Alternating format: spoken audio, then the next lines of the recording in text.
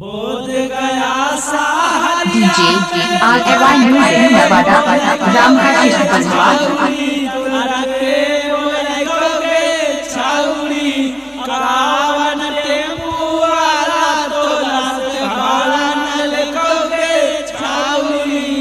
आज ये बाराती लोग का है जी? ये सब का बजा रहे हैं जी? क्या बजा रहे जी? हम जो गाते हैं वो चुपचाप सुनिए। तो सुनाइए सुनाइए।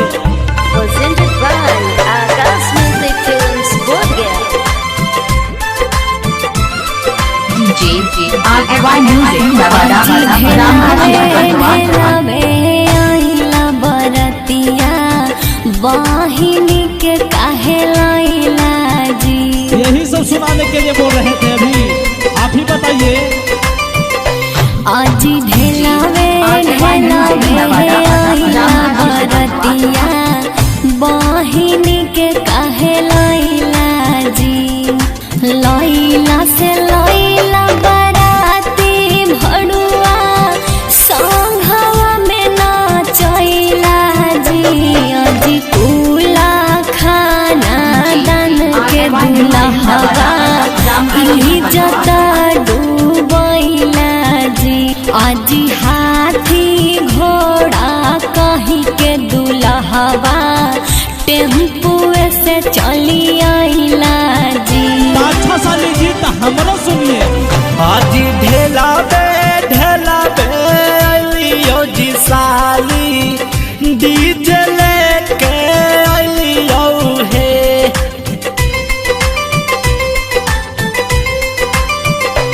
आज ढेला बे अलियो जी साली बैंजू बाजा लेके अलियो हे। अपने नची हंस नची हाय साली बहिन के नाचई हे।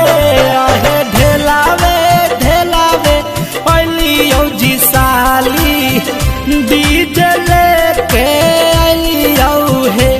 आहे बहिन के अपना नाचई हाय साली संगे हमहू नचबौ हे।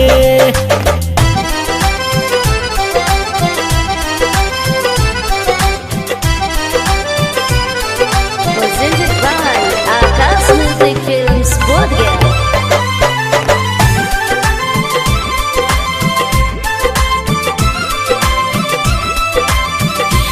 आज भूखड़ साला पुड़िया के चक्कर में अतना बराती लेके आइला जी। आज खइला से खइला बरातियन साला पॉकेट में नुकैला जी। अरे साली जी ये क्या बोल रहे हैं? हम लोग चोर हैं। आज भूखड़ साला छेना के चक्कर में अतना बराती लेके आइला जी। आज खइला से खइला बरातियन साला पॉकेट में नुकैला जी। आज पूड़िया बनलियो दुल्हवा मुहवा के नाप जी। आज पैसा नहीं लगल बरतियन खइहा खूबे चाप के जी। RFI म्यूजिक नवादा रामहर्षि बंधुआ आज बाड़ी उड़ता ही साली पंजरा में साटइबो जी। आज पाटाई के तोरा साली संग लेके जइबो जी। आज बहिन के साथ विदागी करा के घर अपन लेके जाइबो जी।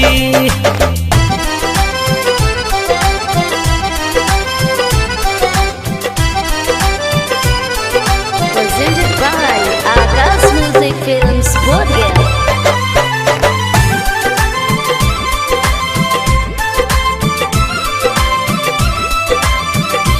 आज हम बोलियो जमान जवान के बुढ़ावा का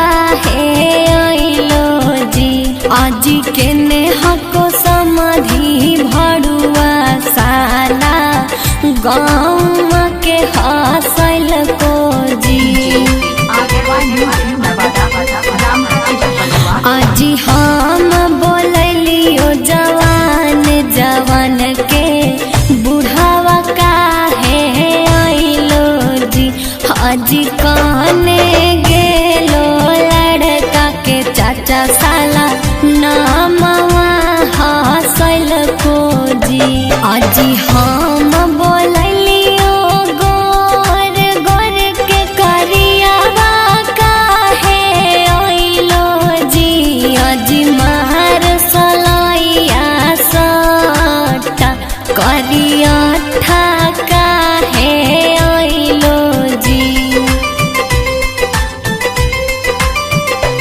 आजी बोले नाही आबे साली नामवा हसैला जी आजी कैसन हालत तोहारा बहिनी छिनारी ताना कोना सीखला को जी आजी कैसन हालत तोहारा फुआ छिनारी बोलेला ना सीखला को जी आजी सब सालन अन पढ़ावन बरतिया हमनी के कसी खोई बाजी